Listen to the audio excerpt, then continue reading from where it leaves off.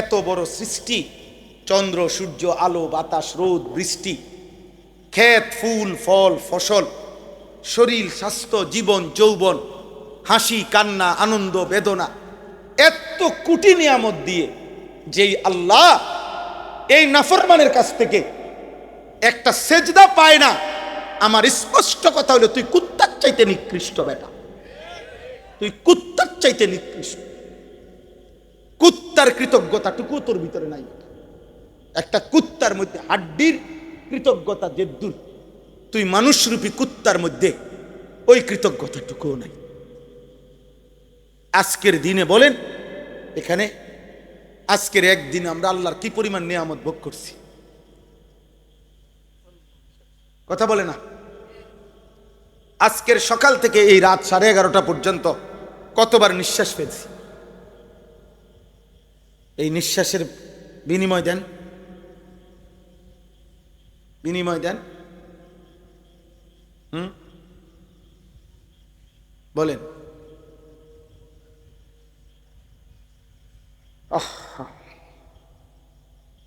High মুসলমান, মানুষ হইলা কেন? ভাত খাও আর ঘুম যাও আর কি, পেশাব পায়খানা করো আর কি, যৌন চাহিদা লজ্জাস্থানের চাহিদা পূরণ করো আর কি। মানুষ তো হইল না, ইনসান তো হো। বেনামাজি ইনসান না, বেনামাজি জালেম। সে আল্লাহকে প্রত্যাখ্যান করে, সে রসুলকে প্রত্যাখ্যান, সে কোরআনকে প্রত্যাখ্যান করে, প্রত্যাখ্যান করে। আল্লাহ আমাদেরকে বুঝ দান করে, আল্লাহ আমাদেরকে বুঝ দান করে। আমার ভাই, আমার আব্বা, রাগ হয়ে না, সবটুকু মায়া দিয়া বললেন কেন নামাজ পড়বেন? এত অকৃতজ্ঞতার পরেও আল্লাহ তাআলা খাওয়াইতেছে পড়াইতেছে। সেদিন কিতাবে পড়ছি, হযরত আবু বকর সিদ্দিক রাদিয়াল্লাহু তাআলা একদিন কাঁদতেছিলেন আর বলতেছিলেন, আইয়ু সামাইন তুযিল্লুনি আইয়ু আরদিন তুকিল্লুনি ইজা কুলতু ফি কিতাবিল্লাহ মা লা আ'লামু। দুনিয়াবাসী, আমার আল্লাহ তার কালামের মধ্যে যা বলে নাই, অথবা আমি যা জানি না, আমার আল্লাহর নামে, আমার আল্লাহর কালামের নামে এমন কোনো কথা যদি বলি, তো আমারে কোন আসমান আছে যে আসমান আমারে আশ্রয় ছায়া দিবে? কোন জমিন আছে যে জমিন আমারে ধারণ করবে? উনি এটা বলতেন, হায় এই জমিন কেমনে আমারে ছায়া দিবে, এই আসমান কেমনে আমারে ছায়া দিবে, এই জমিন কেমনে আমারে ধারণ করবে আমি যদি আমার আল্লাহর নামে অজানা কিছু বলি। আইয়ু সামাইন তুযিল্লুনি আইয়ু আরদিন তুকিল্লুনি ইজা কুলতু ফি কিতাবিল্লাহি মা লা আ'লাম। আল্লাহ যদি বলে, বান্দা আমার জমিন আমি দেব না, আমার আসমান আমি দেব না, আজকে 24 ঘন্টায় আমি একটা সেজদা পাই নাই, আমি আর 1 সেকেন্ডের নিঃশ্বাস দেব না, কে তোমার এই নিঃশ্বাস দেবে? এখান থেকে উঠবার তৌফিক কে দিবে তোমারে? তাহলে আমি একবার মুরাদনগর, আরো আগে মুরাদনগর, 2 জন লোক আমার জীবনে আমি দেখছি, খোদার কসম আমি নিজের দেখছি। 2 জন মানুষের ব্যাপারে আমি এরকম জানি, 2 জনই আমার 2টা মাহফিল থেকে আপনার ওয়াজ শুনে গেছে, ওই রাত্রেই ঘর পর্যন্ত যাইতে পারে নাই, মারা গেছে। একজন ওই যে বিষ্ণুপুর গাজীপুরে একজন মাস্টার, আরেকজন আপনার শ্রীকাইলের ওইদিকে মেটঙ্গরের ওইদিকের একটা লোক।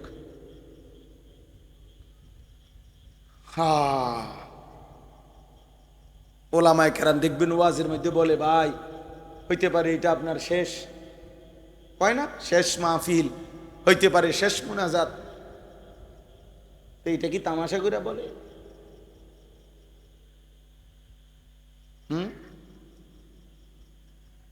আল্লাহ আমাদেরকে হেফাজত করেন। এটাই আল্লাহ এখানে বলছেন। আমি যে আয়াত খুনে পড়ছি এবার শেষ করছি। আল্লাহ তাআলা বলেন, ওমান আযলামু মিম্মান ইফতারা আলাল্লাহি কাযিবা। তার চাইতে বড় জালেম আর কে, যে আমি আল্লাহর উপরে মিথ্যা অপবাদ দেয়। মিথ্যা অপবাদ দেয়। কোন ব্যক্তি আল্লাহর উপরে মিথ্যা অপবাদ দেয় তিন ভাবে। এক, যদি সে তাওহীদ লা ইলাহা ইল্লাল্লাহর বিপরীত কোনো বিশ্বাস, চিন্তা, চেতনা যদি ধারণ করে, লালন করে, তাহলে সে আল্লাহর উপরে মিথ্যা অপবাদ দেয়। জীবনের কোনো বিষয়ে যে আল্লাহর উপর থেকে ভরসা হারিয়ে ফেলে, সে আল্লাহর উপরে অপবাদ, তার তাওহীদ ছুটে যায়, তাওহীদ ছুটে যায়। আসবাব দুনিয়ার উপকরণ, কথাটা বয়স্করা মনে রাখবেন। দুনিয়াবি প্রয়োজনীয় উপকরণ গ্রহণ করা না জায়েজ না, জায়েজ। বাজার করেন, ব্যবসা করেন, চাকরি করেন, ক্ষেত কামার করেন, লেনদেন করেন, বিদেশ যান, দেশে থাকেন, বিবাহ করেন, স্বামী স্ত্রী মেলামেশা করেন, ফসল ফলান, পানি দেন, সব কিছু করেন, কিন্তু নির্ভরতা, এই যেখান থেকে যা চাচ্ছেন, চাকরি থেকে, ব্যবসা থেকে, দোকান থেকে, ক্ষেত থেকে, ফসল থেকে, স্ত্রী থেকে, যেখান থেকে যা চাইতেছেন, এই আপনি যা ব্যবস্থাপনা করছেন, এই ব্যবস্থাপনার দ্বারাই হয় এই কথা না, বরং আল্লাহ তাআলার ফয়সালার ভিত্তিতে হয়। এই নির্ভরতা, এই ভরসা, এই তাওয়াক্কুল আল্লাহর উপরে রাখতে হবে। তাহলে আসবাব গ্রহণ করা, প্রয়োজনীয় উপকরণ গ্রহণ করা জায়েজ, কিন্তু ভরসা কার উপরে? আল্লাহ, আল্লাহর উপর ভরসা, আল্লাহর উপর। তাওহীদ থেকে এক সুতা লা ইলাহা ইল্লাল্লাহ এর ব্যতিক্রম কিছু লালন করা যাবে না, কিন্তু প্রয়োজনীয় দুনিয়া উপকরণ গ্রহণ করতে পারবেন, কিন্তু ভরসা করবেন কার উপরে? আল্লাহ, আল্লাহর উপরে, আল্লাহর উপরে, আল্লাহর উপরে। সাহাবী জিজ্ঞেস করছে, ইয়া রাসূলুল্লাহ, মসজিদে যে আমরা নামাজ পড়তে আসি, এক সাহাবী জিজ্ঞাসে, আমরা যে গাধা, ঘোড়া, উটের পিঠে চড়ে আসি, তো আল্লাহর উপরে তাওয়াক্কুল কইরা না বান্দিয়া এমনি ছাইরে রাখি কি কর? নবীজির জিজ্ঞাসে, নবীজি বলছে, না, তোমার এই তাওয়াক্কুল বুঝাই নাই। তুমি বান্দিয়া রশি গাছের লগে, গোড়ার লগে, মানে রশি আগে বান দাও, এরপরে কি করো? আল্লাহর উপরে তাওয়াক্কুল। বুঝছেন না? তুমি দুনিয়াবি উপকরণ যেটা হালাল, বৈধ, এটা কি করো? গ্রহণ করো, বাকি ভরসা করো কার উপরে? আল্লাহ। দুই নাম্বার হলো রাসূলুল্লাহ সাল্লাল্লাহু আলাইহি সাল্লামের জীবনের 23 বছরের 1 সেকেন্ডকে প্রত্যাখ্যান করা, এটা আল্লাহর উপরে মিথ্যা অপবাদ দেওয়া। 3 নম্বরে কোরআনুল কারীমের একটি শব্দকে জীবন থেকে প্রত্যাখ্যান করা, আল্লাহর উপরে মিথ্যা অপবাদ দেওয়া। এই 3 জিনিস, তাওহীদ, রাসূল, কোরআন। কোরআন আল্লাহ বলেন, উলাইকা ইউরাজুনা আলা রাব্বিহিম, কিয়ামতের দিন এই প্রত্যাখ্যানকারী জালেম যারা কোরআনকে ত্যাগ করছে, রাসূলকে ত্যাগ করছে, আল্লাহর তাওহীদকে ত্যাগ করছে, কিয়ামতের দিন তাদেরকে আল্লাহর সামনে পেশ করা হবে। এই শেষ করে দিচ্ছি, তরজমা শোনেন। ওয়ায়াকুলুল আশহাদু হাউলাইল্লাযীনা কাযাবু আলা রাব্বিহিম, আল্লাহ বলে এই নাফরমানগুলারে আমার সামনে আনা হবে, আর আমার ফেরেশতা, আমার সাক্ষীগণ, এই বেঈমান, নাফরমান, পাপী, তাদের বিরুদ্ধে আমি আল্লাহর সামনে সাক্ষ্য দিয়ে বলবে, আল্লাহ, এরাই সেই নাফরমান যারা আপনার কথাকে মিথ্যা প্রতিপন্ন করেছে। সাক্ষী হবে 5টা, আমাদের প্রত্যেকের ব্যাপারে সাক্ষী দিবে 5 আইটেমে। কয়টা বলেন না? কয়টা? 1 নাম্বার, ডান কাদের বাম কাদের ফেরেশতা, এই ফেরেশতা তার জবান দিয়া সাক্ষ্য দিবে, সব কিছু বলবে আমাদের জীবন। 2, লিখিত আমল নামা, ফেরেশতারা যে লিখছে যেটা, এটার নাম কি? আমল নামা। এটা আল্লাহর সামনে দেখাবে। 3, আমাদের অঙ্গ প্রত্যঙ্গ, আমাদের হাত, পাও, চোখ, নাক, কানই বলবে। 4, পায়ের নিচের জমি। 5, মহান আল্লাহ নিজে। কয়টা হলো? এই 5টা সাক্ষী পরপর বলবে, আল্লাহ, হাউলাইল্লাযীনা কাযাবু আলা রাব্বিহিম, আল্লাহ এই সেই নাফরমান যে আপনার কথা মিথ্যা মনে করেছে। আল্লাহ তখন সমস্ত সাক্ষ্য প্রমাণে যখন অপরাধী প্রমাণিত হবে, তখন আল্লাহ বলবেন, আলা লানাতুল্লাহি আলা যালিমিন, জালেম, পাপী, তোর উপরে আল্লাহর লানত। আলা লানাতুল্লাহ, লানত। তুই আমার দুনিয়া ভোগ করে, আমার সব ভোগ করে আমারই ভুলে গেলি, আমারই ভুলে গেলি বেটা। লানত তোর উপর। এই জন্য পাপীর উপরে আল্লাহর লানত। পাপীর উপরে কি? প্রত্যেক পাপী জালেম। তাফসীর এটাই, প্রত্যেক গুনাই জুলুম। আর জুলুমের মধ্যে কম বেশ আছে। যেমন ইন্না শিরকা লা যুলমুন আযীম, শিরিক সবচেয়ে বড় জুলুম। তার মানে প্রত্যেক গুনাই জুলুম। এজন্য আল্লাহ বলবেন পাপী তোর উপরে আল্লাহর লানত, আল্লাহর লানত, আল্লাহর লানত। নাউযুবিল্লাহ, নাউযুবিল্লাহ। নবীজি বলছেন, চাচা বাবা আপনাদেরকে বলি, চাচা সুদের লেনদেন কইরেন না, কিস্তির লেনদেন কইরেন না। বিবি বাচ্চারে কিচ্ছু দিয়ে যাইতে পারতেন না জাহান্নাম ছাড়া। চাহিদা শেষ হবে না, কিন্তু অভিশপ্ত হবে। নবী সাল্লাল্লাহু আলাইহি সাল্লাম বলছে, লাআনাল্লাহু আকিলার রিবা ওয়া মুকিলাহু ওয়া শাহিদাইহি ওয়া কাতিবাহু। যে সুদ খায় তার উপরে আল্লাহর লানত, যে সুদ দেয় তার উপরে আল্লাহর লানত, যে সুদের সাক্ষী হয় তার উপরে আল্লাহর লানত, যে সুদের কথা লিখে দেয় তার উপরে লানত। পুরা প্রকল্প, সুদ, ইন্টারেস্ট, কিস্তি, এটা দিতে গিয়া যে এই পুরা ব্যবস্থাপনাটা সবটির উপরে লানত। মালিকের উপরেও লানত, কর্মচারীর উপরেও লানত, বসের উপরেও লানত, হেল্পারের উপরেও লানত, সবটির উপরে লানত, লানত।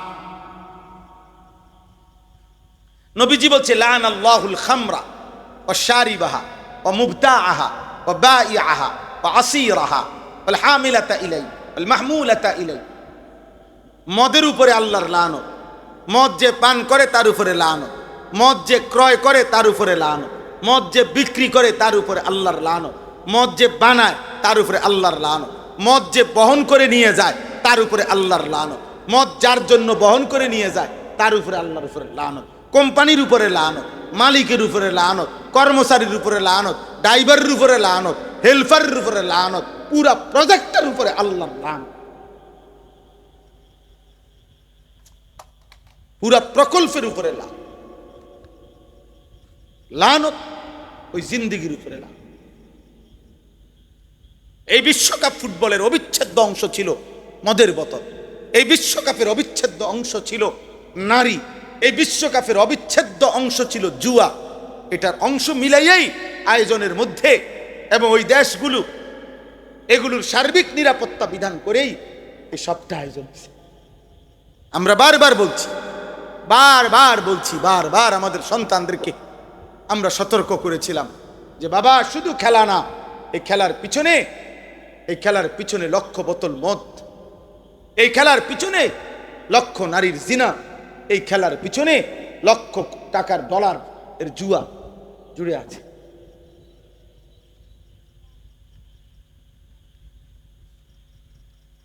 আমরা সমর্থনকারী দাবি, আমরা সমস্ত পাপের সমর্থনকারী।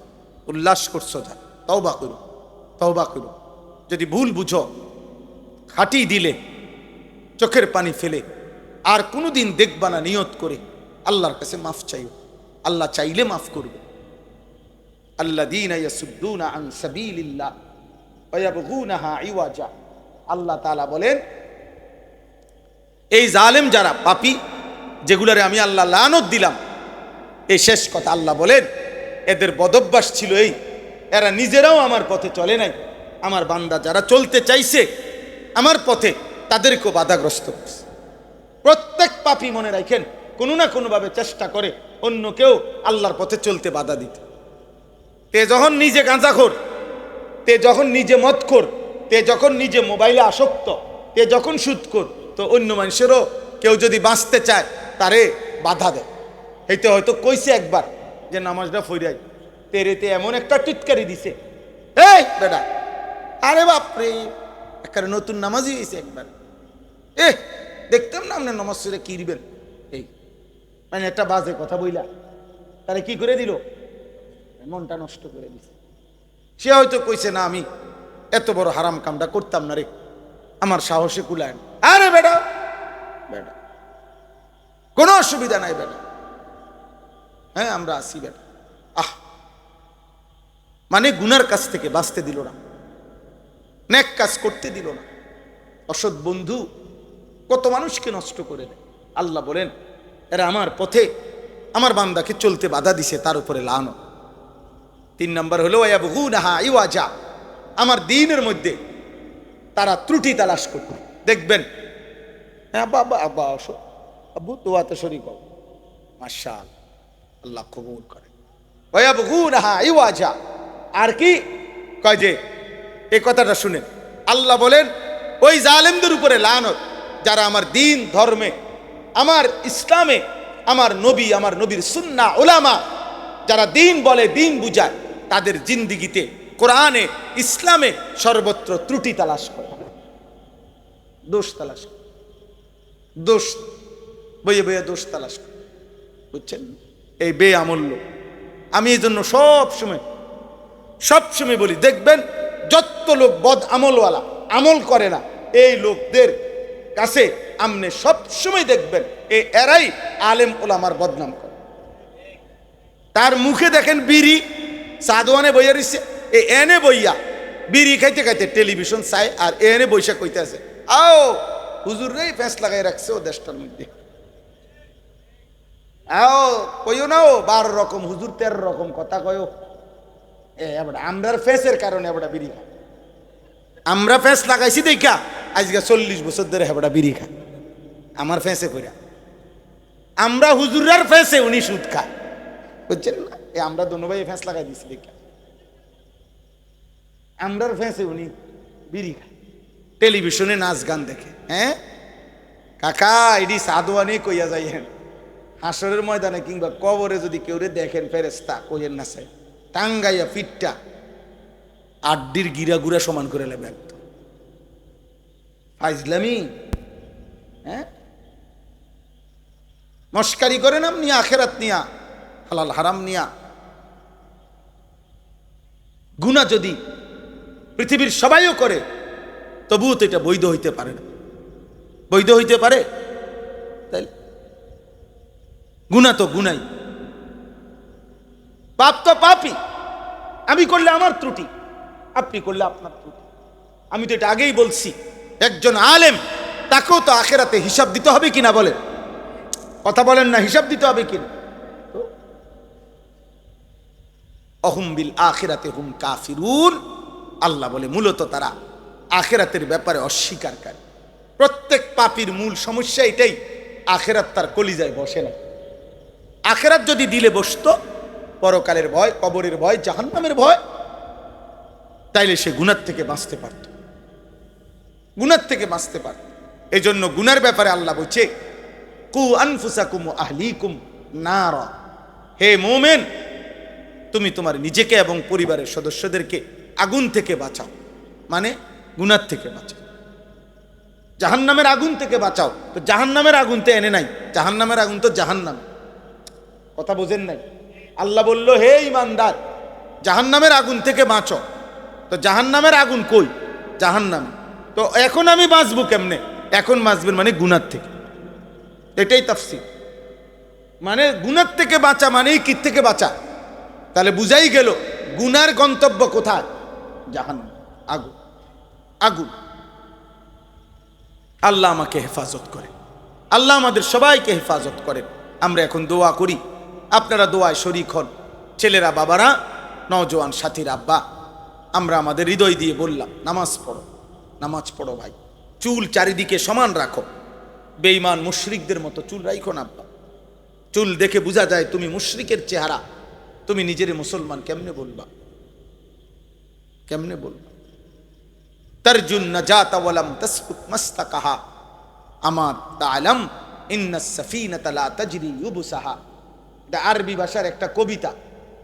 অর্থ হইল হে আল্লাহর বান্দা তুমি আখিরাতের নাজাত চাচ্ছ, অথচ আখিরাতের পথে তো চলতেছ না। তো বলে যে তুমি কি জানো না যে শুকনায় নৌকা চলে না? নৌকা শুকনায় চলে কোথায়? পানিতে নিতে হয়।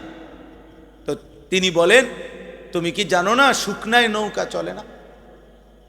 তাহলে তুমি কি জানো না আল্লাহ রসুলের বিরোধিতা করে, ইবাদত আমল ত্যাগ করে, গুনাহ আর হারাম করে আখেরাত মিলবে না? তুমি কি এটা জানো না? আল্লাহ আমাদেরকে তৌফিক দেন, আল্লাহ আমাদের সবাইকে বুঝার সুযোগ করে দেন। ছেলেরা নামাজ পড়েন, বাবারা হারাম উপার্জন ছাড়েন, সুদের টাকা, কিস্তির টাকা, লোনের টাকা ছেড়ে দেন। নিজেদের স্ত্রীকে পর্দা করতে বলেন, মেয়েকে পর্দা করতে বলেন, বুঝাপড়া করেন মানুষগুলো নিয়ে, রাত্র দিন ভাবেন মানুষগুলো নিয়ে, অর্থাৎ আপনার ঘরের মানুষ যেডি এগুলোরে ঠিক করার প্রতি যত্নবান। খাট, সোফা, ফার্নিচার কোনোটার পায়া ভাঙ্গিয়া গেছে, কোনোটার গ্রিল রেলিং নষ্ট হইয়া গেছে, ইডি ঠিক না হলেও চল। আগে মানুষ ঠিক করেন, মানুষ ঠিক করে না, বউ বাচ্চা ঠিক করে, মানুষ ঠিক করে। পরিবারের সদস্যদের প্রতি যত্নবান। চরিত্রহীন, লম্পট, বেনামাজি, বেহায়া এই মানুষগুলোর জন্য বিল্ডিং যত সুন্দরী হোক, এটা বরবাদি ছাড়া আর কিচ্ছু। বিল্ডিং কোনো বুজুর্গি না, বিল্ডিং কোনো দেখানোর কিছু না। আমি বলছি তো, এইবার কোরবানির ঈদের আগে আমি এক ভদ্রলোকের বাড়িতে গেছিলাম, দোতলা ওনার বিল্ডিং, উনি নিচতলায় থাকে ফ্যামিলি নিয়ে। তো আমি নিচতলাও দেখছি, দোতলায়ও আমার উনি উঠাইছে। দোতলায় উঠটা দেখছি এক পাশে উনি জিগাইলাম এনদিয়া কি আঙ্কেল, কয় যে আমি এনদিয়া হুজুর দোতলার এরম এক সাইডে দিয়া, কইতেছে আমি এনদিয়া ছাগল পালি হুজুর, কয়টা ছাগল। আর উনি নিচতলায় থাকে। পরে আমি বললাম যে আঙ্কেল, আল্লাহ তাআলার নেয়ামত, আল্লাহ যারা ইজ্জত দেয় সব আল্লাহর হাতে, ইজ্জতও আল্লাহই দেয়। আল্লাহ তাআলা ইজ্জত দিছে ছাগল দোতলায়, আমনে নিচতলায়, সব আল্লাহর কুদরত। আল্লাহ পাক সম্মান দিলে কি করতে পারে দেখছেন নি? আল্লাহ সম্মান দিয়া ছাগলের দোতলাত নিছে গা, আমনে নিচতলা থালাই তুইছে, বুঝেন নাই? তাইলে বিল্ডিং আহামরি কিছু, এটা বিল্ডিং এর দোতলায় থাকে ছাগল, নিচতলায় থাকে ছাগলওয়ালা। উনিই তো ছাগলওয়ালা, মানে ছাগল এগুলো ওনার না, তো আমি খারাপ কি করলাম? আল্লাহ আমাদেরকে বুঝ দান করেন। দালান বিল্ডিং দিয়া লাভ হইতো না, আল্লাহকে নিয়েই ভালো। আর আল্লাহকে নিয়া, আল্লাহকে পাইয়া আখেরাত ঠিক রেখে বিল্ডিং হইলেও সমস্যা নাই, সমস্যা নাই। সাহাবায়ে কেরামের মধ্যে ধনী সাহাবিও ছিল, গরিব সাহাবিও ছিল কিনা বলে? আল্লাহ আমাদেরকে তৌফিক দেন, আল্লাহ আপনাদেরকে কবুল করে নেন। আরও আছে ইন্টেরিয়র করে যারা, নতুন করে এখন যে ডিজাইন করে, ওই কাঠের জাতীয় এক ধরনের ডিজাইন করে ইন্টেরিয়র কয়, এগুলার মিস্ত্রির অনেক ভ্যালু, অনেক রেট, অনেক রেট।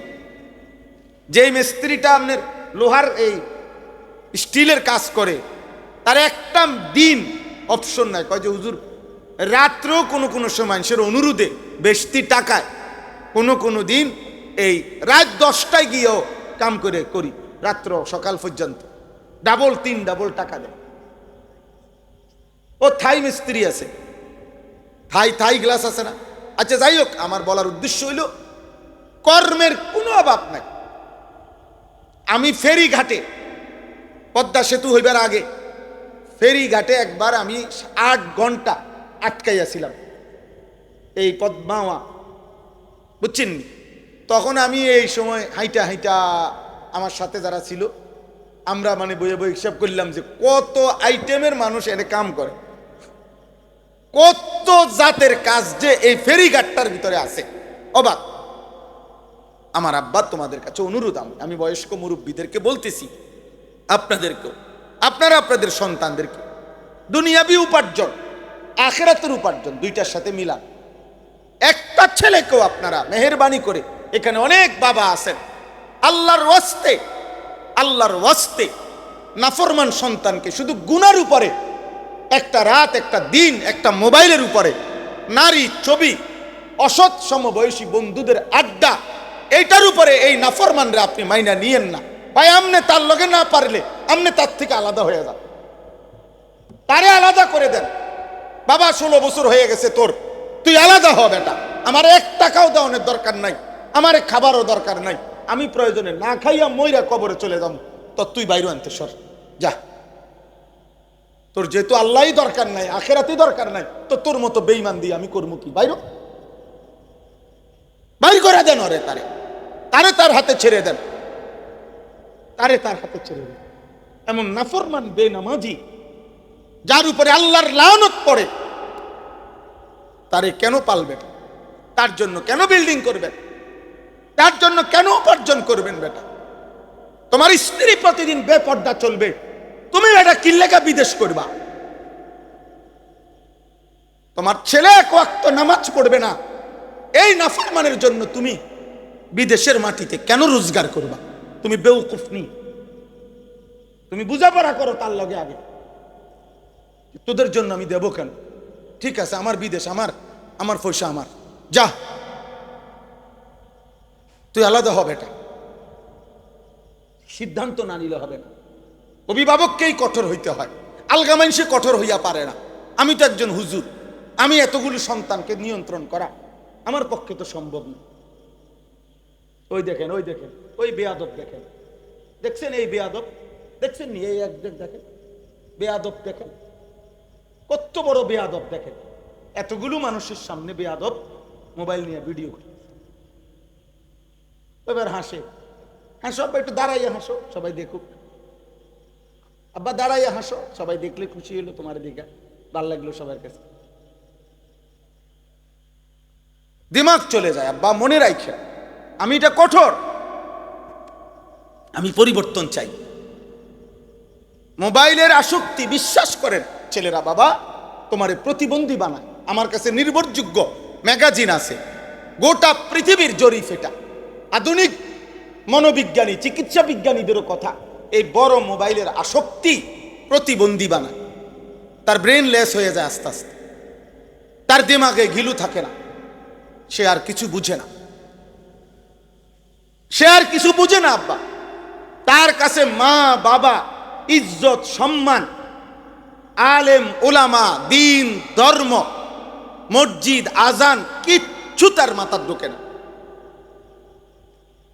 কিচ্ছু মার।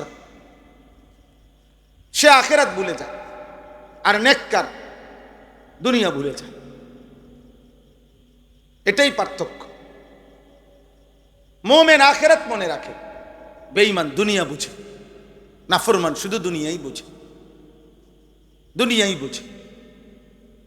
সেদিন এক মৌলানা সাহেব আমার বললেন, ভাই বাসার থেকে কোনো বাজার খরচের কথা বললে, তিনটা জিনিসের নাম কইলে বাজারে গিয়ে আবার তিনবার জিগান লাগে, কি জানি কইছো, এটা মনে থাকে। অথচ উনি মুহতামিম, উনি শাইখুল হাদিস, 2টা মাদ্রাসায় বুখারী পড়ায়, বাংলাদেশের প্রখ্যাত আলেম, সমস্ত কিতাবাদি মুতালা সব জানে, মুখস্থ রাখে, পারে, কিন্তু সংসারের বাজারের কথা, দুনিয়া মনে রাখতে পারে না। আল্লাহর দয়া, আল্লাহর দয়া এটা। হ্যাঁ, 40 বছর ধরে তারাবি পড়ায়, বললে 40 বছর ধরে যে আল্লাহর কোরআন মুখস্থ রাখতে পারে, কিন্তু এন্তিকে বাজারে গেলে খরচার কথাটা মনে থাকে না। আল্লাহ যার কলিজায় আখেরাত দিছে, সে দুনিয়া ভুলে যায়। আল্লাহ যার হৃদয়ে দুনিয়া দিছে, সে আখেরাত ভুলে যায়। তার সব কিছুর সময় হয়, বেঈমানের শুধু নামাজের সময় হয়। তার সব কিছুর জন্য অবসর হয়, নাফরমানের শুধু আল্লাহকে একটা সেজদা দিবার মতো মানসিকতা। সাধু আন্দারি করে হুদা, বন কদ্দুর বেছে, বন কদ্দুর আর চা বিস্কুট বেছে, অথচ এক ওয়াক্ত নামাজের টাইম সময় নাই। আরে বাপরে, এবার এমন এমন চা বেছেন না, এবার টাইম নাই। অটো কদ্দুর চালায়, নামাজের টাইম নেই। সিএনজি কদ্দুর চালায়, নামাজের টাইম নেই, নামাজের টাইম নেই, নামাজের টাইম। রাজমিস্ত্রির জোগালি, নামাজের টাইম। আহা, আখেরাতে এভাবে ছেড়ে দিলেন, পরকালে এভাবে ভুলে গেলেন। বয়স্ক বাবা, আপনাদেরকে বললাম আমি, কোরআনুল কারীমের মধ্যে আছে, আল্লাহ বলছে একজন ইমানদার যখন 40 বছর হয়, তখন তার দোয়া কি কি করা উচিত। এই সময়ের একটা দোয়া হলো, আসলিহ লি ফি যুররিয়্যতি, আল্লাহ আসলিহ লি, আমার জন্য আমার সন্তানদেরকে সংশোধন করে দেন, নেককার বানিয়ে দেন।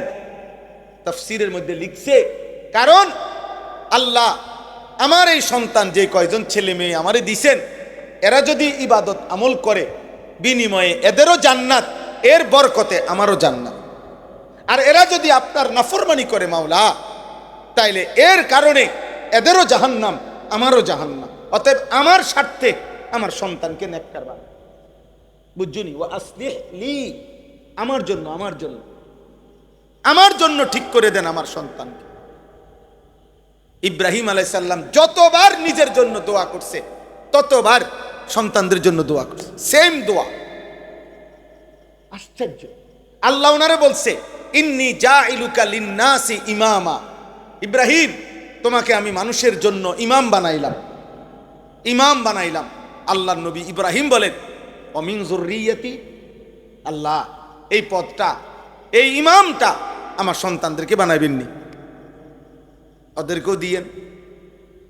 লা ইয়ানালু আহদিজ জালিমিন, আল্লাহ বলে হ্যাঁ দেব, তবে শর্ত হইল পাপী হইতে পারবে না, জালেম হইতে পারবে না, পাপী হতে পারবে না। যদি পাপী না হয়, তোমার বংশধর যদি ঈমান আমলের উপরে থাকে, তো ইমামতের এই পদ আমি আল্লাহ তাআলা তাদেরকেও দেব। আলহামদুলিল্লাহ, আলহামদুলিল্লাহ। আমার আব্বা 43 বছর মসজিদের ইমাম ছিল। আব্বা, আমার আব্বার 5 ছেলে, আমরা, ও আমার এক ভাই, ও আমি এক ভাই, 5 ভাই আলহামদুলিল্লাহ আল্লাহর দয়ায় আলেম হয়েছে, মসজিদের ইমাম হয়েছে, খতিব হয়েছে। আলহামদুলিল্লাহ, আলহামদুলিল্লাহ। আমি চাঁদের দেশের মানুষ না, আমি এই দেশেরই মানুষ। আমাদের বাড়ি নাঙ্গলকোট, আমরা এখানে। আমার এই বোন বুষ্টি বাজারের পাশে বোন বিয়ে দিছি। আমগা দেশি, আমরা বাগবাড়া লালমাইতে আমগা বাড়ি। আমি চাঁদের দেশের থেকে আসিনি। তাইলে ইব্রাহিম আলাইহিস সালাম বলেন, আল্লাহ আমার ইমাম বানাইলেন আমার সন্তানদেরকে। ইব্রাহিম আলাইহিস সালাম কাবা ঘর বানাইছেন, আপনারা জানেননি? কথা বলেন না। ইব্রাহিম আলাইহিস সালাম কাবা ঘর শেষ কইরা আল্লাহর কাছে 2টা হাত তুলছে, দোয়া। এই দোয়া করতে গিয়ে বলছে, রব্বানা ওয়াজআলনা মুসলিমাইনি লাকা ওয়া মিন যুররিয়াতিনা উম্মাতাম মুসলিমাতাল লাক। আল্লাহ আমারে আর আমার ছেলে ইসমাঈলকে ইসলামের উপরে মজবুত বানান, আমার বংশধরদেরকেও কিয়ামত পর্যন্ত উম্মতে মুসলিমা হিসাবে কবুল করেন। দেখছেন, নিজের জন্য দোয়া করছে, বংশধরের জন্য দোয়া করছে কিনা বলেন না? 2টা গেল। 3 নাম্বার দেখেন, ইব্রাহিম আলাইহিস সালাম দোয়া করছে, রব্বি জাআলনি মুকিমাস সালাহ ওয়া মিন যুররিয়াতি।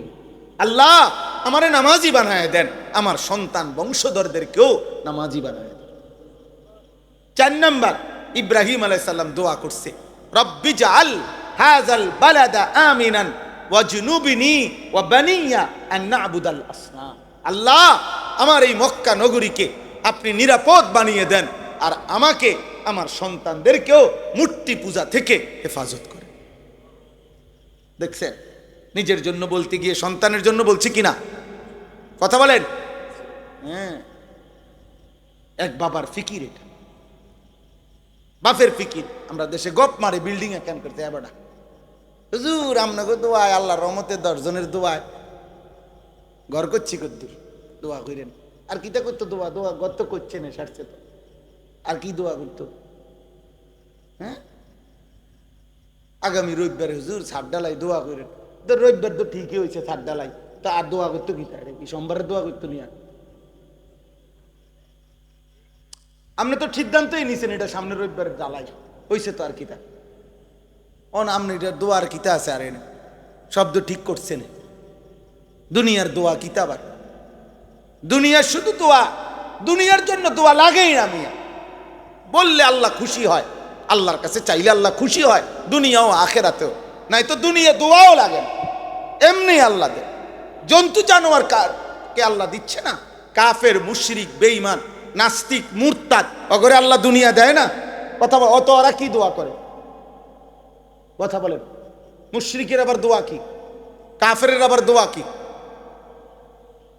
মুরতাদ যারা আল্লাহকে স্বীকার করে না, এমন মানুষ নাই? নাস্তিক বলে যাদেরকে, যারা বলে দেয়ার ইজ নো গড। এই পৃথিবীতে কোটি কোটি এমন মানুষ আছে যাদের বিশ্বাস যে আল্লাহ বলতে কিছু নেই, দেয়ার ইজ নো গড, ঈশ্বর বলতে কিছু নাই। তো তারা ভাত খায় না, তারা বিল্ডিং করে না, তাদের বাচ্চা কাচ্চা হয় না, তো তারা কোত্থেকে করে? বলে না? দয়া করে ভাবতে শিখেন। বয়স্ক বাবা অনেক, মাশাআল্লাহ। আপনাদেরকে বলি, আপনারা বোঝাপড়া করেন।